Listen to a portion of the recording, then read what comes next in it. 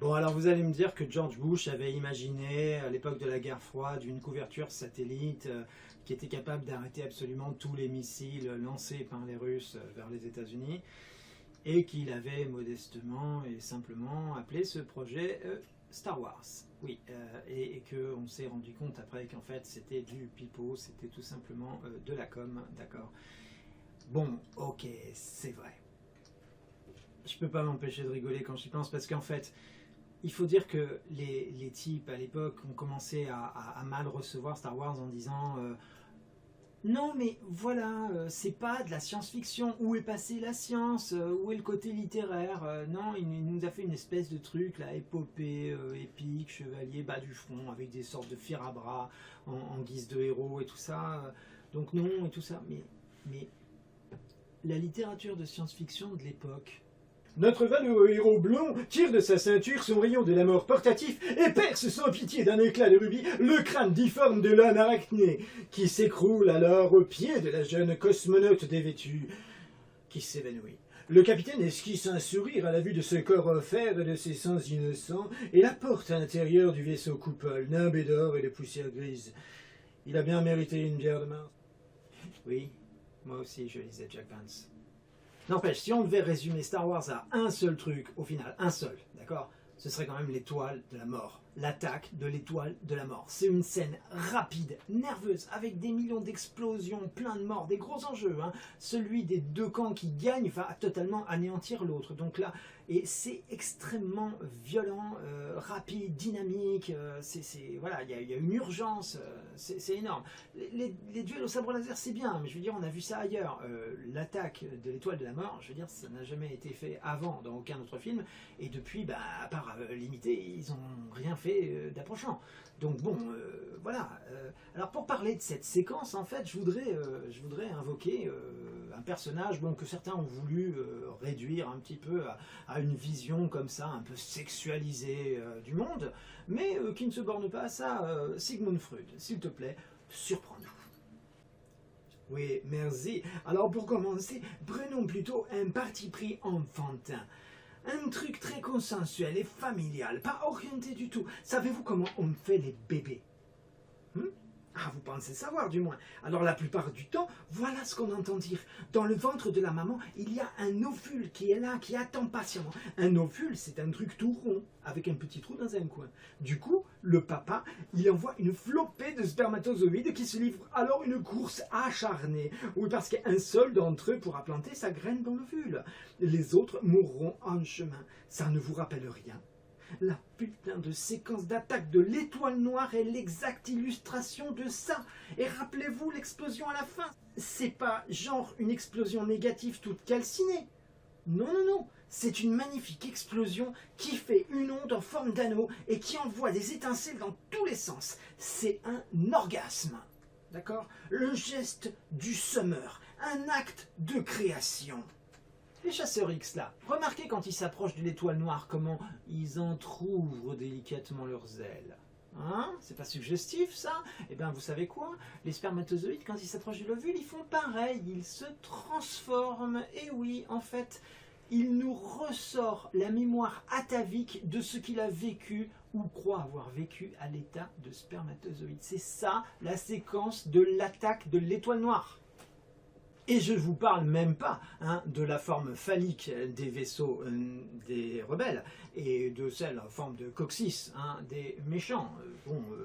Là, et par exemple, vous avez remarqué quand même ce petit rectum qu'on trouve toujours à l'arrière de tous les vaisseaux comme ça, qui a l'air quand même d'être essentiel. Il est mis en lumière comme ça, c'est magnifique, c'est émouvant.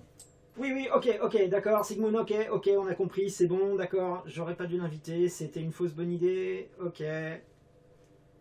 Voilà, alors on pourrait encore parler pendant des heures des sommes d'argent hallucinantes qu'ont rapporté le film. À la base, personne ne voulait miser un copec sur ce film, personne. Et pourtant, voilà, il est quand même devenu le film le plus rentable, alors pas de tous les temps, parce que depuis il y a eu mieux, mais enfin, pas loin, si on inclut la saga, voilà. Lucas a choisi de sacrifier son salaire de réalisateur, d'accord, de l'abandonner, mais à la condition de garder absolument tous les droits donc sur le merchandising. Et c'est ça qui l'a rendu riche, d'accord. Les boîtes de céréales, hein, les pyjamas Spider-Man, les couettes, tout ce que vous voulez, c'est voilà, ce qui depuis fait marcher Hollywood, hein, on s'est rendu compte que c'est ça qui rapporte le plus dans un film qui fonctionne, d'accord, le merchandising. Donc à l'époque où c'est sorti, hein, l'année de sa sortie, en fait ils ont sorti donc des jouets.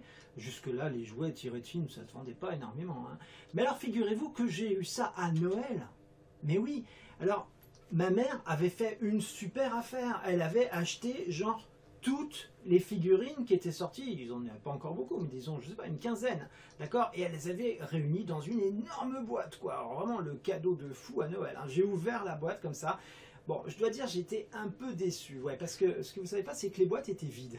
Oui, en fait, la demande avait été telle qu'ils n'avaient pas pu fournir en fait les figurines. Du coup, ils vendaient les boîtes vides, hein, les mecs ils se dégonflaient pas, et avec un petit papier dans genre non, mais on vous livrera fin janvier quand on les aura fabriquées, peintes, et hein, vous aurez plus qu'à aller à votre magasin de jouets les récupérer. Bon, mais là, pour l'instant, on peut juste vous filer les boîtes, mais c'est déjà bien. Voilà, c'est peut-être pour ça qu'elle avait fait une bonne affaire d'ailleurs. Spielberg et Lucas, ils voulaient éviter le système hollywoodien, d'accord, pour pouvoir avoir une liberté artistique. En fait, ils voulaient éviter les grosses majors. Et ils sont devenus les grosses majors, hein. C'est eux qui le disent, hein. Ils le confessent comme ça, avec un petit peu de... Ah oui, qu'est-ce que vous voulez? Oh les garçons, vous êtes un peu maladroits là quand même. Du coup, Lucas, finalement, au bout de quelques années, il a fini par tout revendre à Disney, hein, ça lui a rapporté énormément d'argent. Les mecs, ils ont tout maintenant, hein, je veux dire, ils ont tous les super-héros Marvel, ils ont les films Pixar, hein, donc La Reine des Neiges, Zootopia, qui vous voulez. Ils ont les dessins animés classiques Disney, donc évidemment, hein, Pinocchio, Blanche-Neige, La Belle et la Bête, Les 101 Dalmatiens, Les Aristochats, La Belle et le Clochard, bon, qui vous voulez. Ils ont les Pirates des Caraïbes, toute la série des Pirates des Caraïbes. Non, franchement, on en est à se demander ce qui leur manque, hein. Je veux dire, Harry Potter, peut-être, oui, bon, voilà. Ou Le Seigneur des Anneaux. Mais Le Seigneur des Anneaux, c'est mort. C'est mort, pourquoi? Parce que Tolkien, hein, l'écrivain qui a inventé Le Seigneur des Anneaux, clairement, il a dit, j'ai dit dans son testament, pas sûr, clairement, il a dit, je ne veux pas revendre à Disney. Je ne veux pas que mes ayants droit jamais revendent à Disney, hein. Ils détestaient Disney, donc c'était clair, c'était entendu. Donc là, ils sont quand même un petit peu embêtés. Vous allez me dire, ils vont peut-être essayer de se rabattre sur Game of Thrones, hein. Mais alors, faut s'imaginer donc à Disneyland Paris. L'événement de l'été aura lieu à Disneyland Paris. Ne ratez pas la décapitation de Ned Stark, le manège des Noces Rouges ou le tunnel de l'amour de Littlefinger. Mal barré. Bon, reste Transformers ou Pacific Rim, hein, s'il s'intéresse aux robots géants, ou, bon, plus improbable, Gundam, mais la franchise est mal connue du grand public, il faudrait déjà qu'il fasse un film, on verra bien ce que ça donne. Tortue Ninja, ouais. Bon, moi, si vous voulez savoir ce que j'aurais kiffé, hein, c'est un parc d'attractions Mad Max, du genre défoncez les punks avec votre muscle car, hérissez de pics et terminez-les à la tronçonneuse. Ou, bon, même à la limite GTA. Il y a peu de chances que ça arrive, hein. Ou même un parc à thème Walking Dead, ça pourrait être sympa. Ouais. Enfin bon, tant pis. Ou alors, bon, tant qu'à rêver, allons-y à fond, quoi. Un parc Doctor Who, ou bien H2G2, ou le Disque Monde. Ne nous interdisons rien. Bon allez, moi je vous laisse, je vais retourner jouer à Pokémon Go, là, une version pour adultes en fait. Moi la mienne, quand je l'allume, il y a marqué Attrapez-les toutes. Alors je suppose que si on aime les garçons, il y a écrit Attrapez-les tous. Vous connaissez pas? Ah bah écoutez, je vous en parlerai la prochaine fois. Ah, pas de problème. On fera venir Véronique Chaos en guest. Ah, vous n'allez pas vous ennuyer. À bientôt.